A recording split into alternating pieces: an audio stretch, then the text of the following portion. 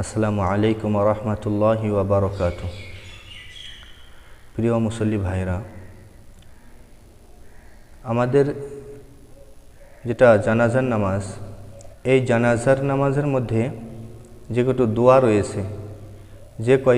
দোয়া রয়েছে, এই দোয়াগুলো যেরকম আমরা নামাজের মধ্যে ইমামের ইক্তেদা করি, তদ্রূপ জানাজার মধ্যেও আমরা ইমামের ইক্তেদা করি।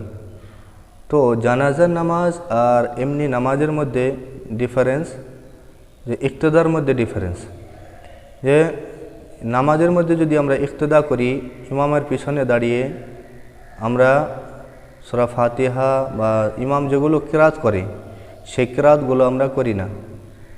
কিন্তু জানাজার নামাজের মধ্যে ইমাম সাহেব যেগুলো পড়ে আমাদের সেগুলো পড়া সুন্নতে মুআক্কাদা।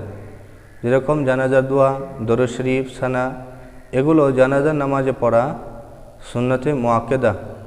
আর এই সুন্নতে মুআক্কাদা হওয়ার কারণে ইমাম সাহেব পড়বে প্লাস মুক্তাদিও পড়বে।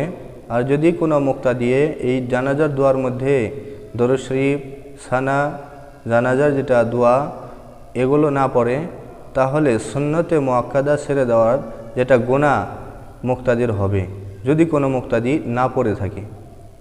আসসালামু আলাইকুম রহমতুল্লাহি ওয়া বারাকাতুহু।